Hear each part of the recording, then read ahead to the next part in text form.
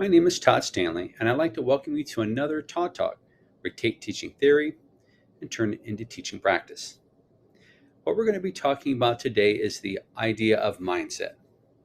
Mindset was a concept that was coined by Dr. Carol Dweck in her book, ironically called Mindset. In this book, Dr. Dweck talks about two different types of mindset. There's what is called a fixed mindset, and there's what is known as a growth mindset. People, according to the book, fall into one of these two categories. People either have a very fixed mindset or a growth mindset. Now, what are the definitions of these? The definitions of these is that a fixed mindset is that intelligence is fixed. We're born with a certain amount of intelligence, and no matter how hard we work, we're probably not going to get much higher than what we're capable of because of how we were born. Growth mindset, on the other hand, believes that intelligence is, to a certain extent, is born, but also you can develop that intelligence by working hard, by practicing, by doing things such as that, by having belief in yourself. You can grow your intelligence, and there's no known limit to your potential. Now, of course, like most things in the real world, we probably fall somewhere in between these two definitions is what reality is. People are born with certain intelligence.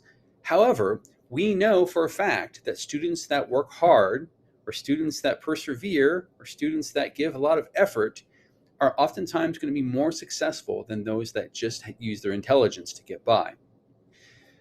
I would take a classroom full of students who were almost gifted, but were really hard workers and were willing to take risks, than a group of highly gifted students who just like to show off their intelligence and didn't really like to try anything that was going to result in them failing. So this fixed versus growth mindset, a couple things to think about, the characteristics of these two. So how this shows itself in a student. So you can determine whether a student has a fixed or a growth mindset based upon the characteristics that they have. So the growth mindset believes that you can build skills. You can learn and grow all the time. Fixed mindset is that skills are born. You can't really grow beyond them. I'll give you an example. So I have a very fixed mindset in foreign languages. I do not think I'm capable of learning a foreign language. Now, the reality is probably very much different. I've worked very hard. If I found the right program, if I was willing to put in the effort, then I could learn a foreign language. But in my mind, I am very fixed on that. So as a result, I do not develop my language skills at all. When it comes to your focus, when a growth mindset looks at the process, not the end product. So in other words, what are you going through as you're learning about? That's way more important than what you end up with at the end. A fixed mindset is concerned with the end. What does it look like? Does it make them look good? Does it make them look bad? So that's a characteristic that they will often have. And so they're not concerned about. So a fixed mindset would rather get an A but not learn anything. A growth mindset would rather get a C and learn quite a bit. And that's kind of the difference between those mindsets.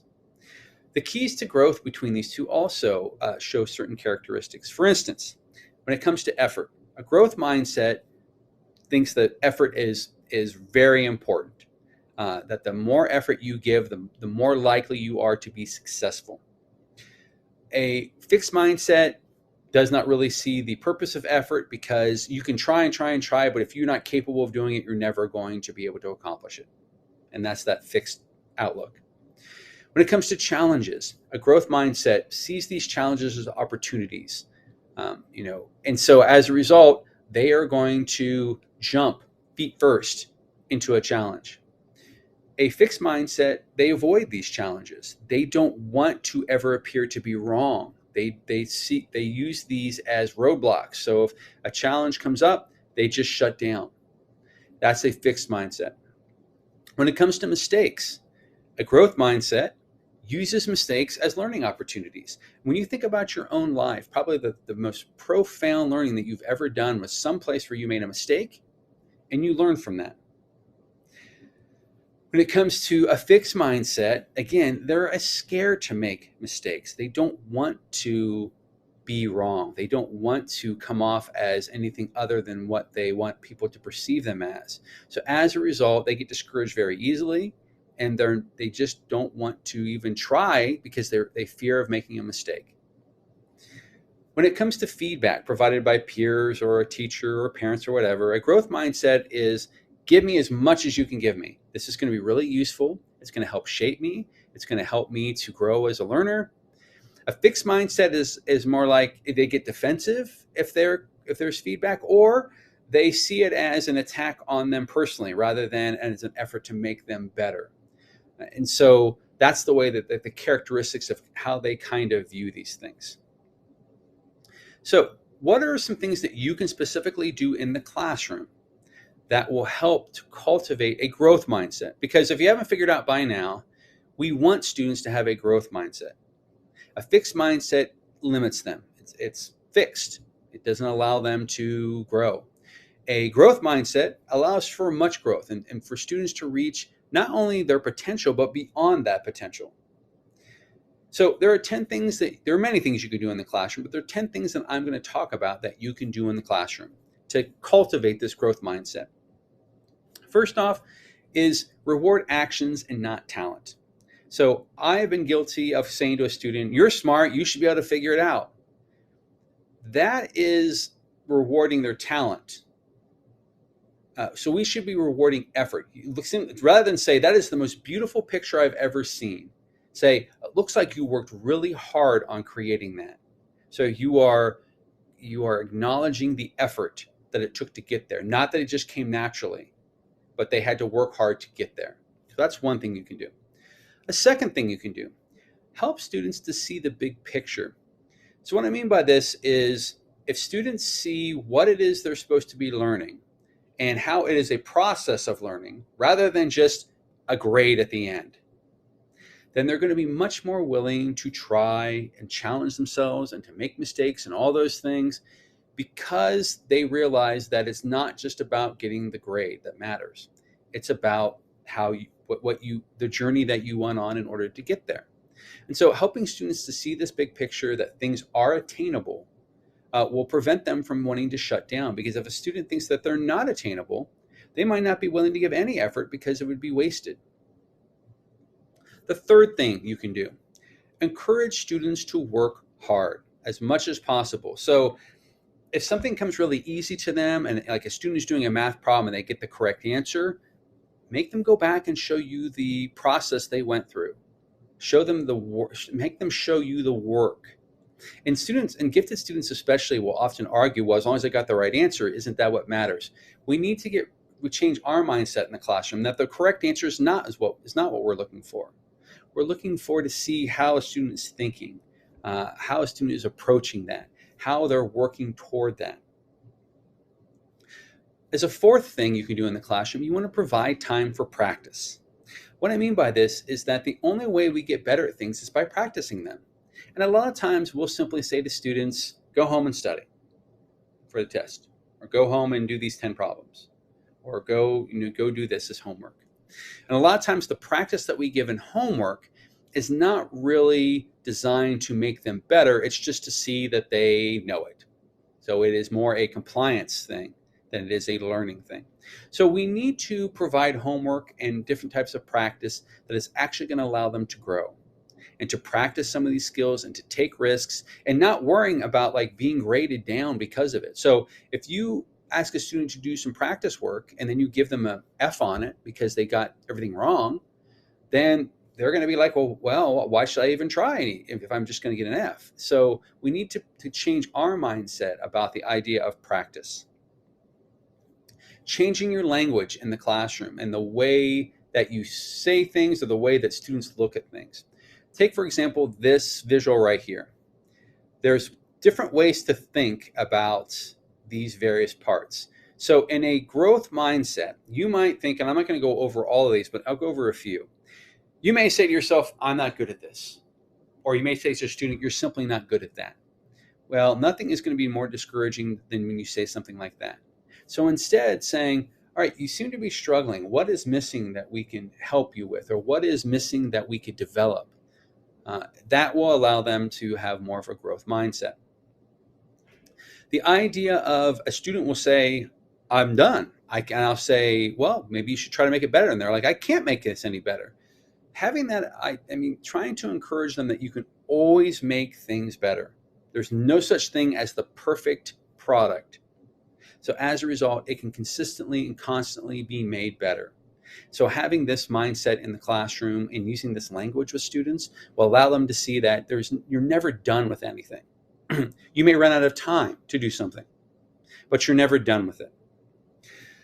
When it comes to, I made a mistake, instead of looking at it as a failure, students should use it as a chance to learn and to be better. And so you need to do the same in your classroom, where you use the language of, you try not to use the language of failure. Failure should mean first attempt in learning. So what is the student doing to, what effort are they giving? What are they trying? And then moving on from that. And lastly, plan A didn't work. Oftentimes what happens in a fixed mindset is that, and you just stop. There is no other plan. In a growth mindset, you have a plan B, a plan C, a plan D. This is especially important with gifted students because oftentimes, anytime they meet any kind of resistance, they'll just shut down. So how can we teach them coping mechanisms? How can we teach them to develop other ways, other plans to accomplish what they want to accomplish? The next 6 is mistakes are a part of learning. So failure is okay. This is really important in your classroom to establish this because we tell kids all the time it's okay to fail. And then when they make a mistake, we fail them. So that kind of is contrary to what we're trying to teach them. So you have to be willing in your grading and in your feedback and in the process in your classroom to give students chances to make mistakes.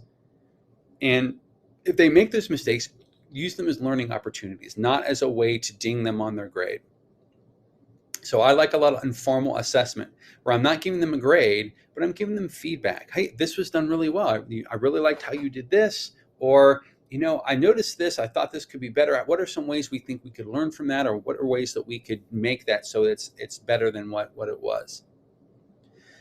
Number 7 is the willingness to take risks. Again, with gifted students, they're not willing to take risks a lot because we don't give them opportunities in class to take risks. They want to take the safe way. And we all know this is not where learning takes place. Learning takes place in the risk zone where we're willing to risk something and to go big and not necessarily, achieve what we want to achieve, but still we've learned during that process. Speaking of that, number 8 is valuing the process, knowing that it's not the end product that matters. It's the journey you go through to get to that end product. So again, in our classroom, we need to make sure that we are bringing light to this process and the hard work that they're doing and acknowledging that. Number 9, kids and students need to be willing to ask for help. Some people think as asking of help is a sign of helplessness, but it's not. It's a learning opportunity. So asking for help is the best possible thing you could do because you're learning you're learning that coping mechanism. You're learning how to overcome when plan A didn't work because you're willing to ask for help and maybe figure out a new way to do that, or watch another student and watch them accomplish it when you were not able to, and to learn from that. So we want to encourage students to make sure they ask for help. And so when they ask for help, we need to be willing to give them strategies, not necessarily answers, but strategies for how they can improve or what they can do to make it better. The last thing is time for reflection. The only way that we get better is by reflecting upon what we've done and to then determine this was done well and I could keep repeating this, or this was not done so great. There were some certain things I could have done to improve it, and here are some of those things.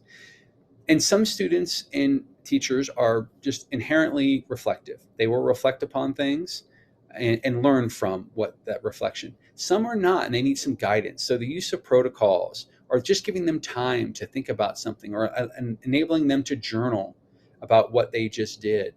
But this reflection is really important to understand, hey, things didn't go exactly as planned, but maybe there's some other things I could have done. Maybe there's some places where I could have worked a little bit harder. So this reflection is really important for students to be able to get an understanding that they're learning constantly through whatever it is that they're doing. Even when they're successful, they're learning. Even when they're failing, they're learning. But there's always learning going on, and we have to have time for them to reflect. So I hope you enjoyed learning about growth versus fixed mindset. Here is a graphic that, and I'm not going to go through all of this, that you can kind of look at when it becomes fixed versus growth mindset, but you can see the benefits that growth mindset has over a fixed mindset, and that fixed mindset people, are always are threatened by success of others, where a growth mindset is inspired by those people. A fixed mindset gives up easily, where a growth mindset is going to persist no matter what setbacks come in their way. They're going to persist and try to accomplish what it is that they want to accomplish. So you're going to get a lot further in school and in life and in anything with a growth mindset as opposed to a fixed mindset. Now, keep in mind, we all have aspects of fixed. In other words, we're not all growth or we're not all fixed. We kind of have aspects of both. So we have to learn to deal with our fixed mindset and try to turn it into a growth mindset. It's changing your mindset from a fixed to a growth. So you have to ask yourself, what are you going to do in the classroom to change your own mindset about mindset and the way that students are able to learn?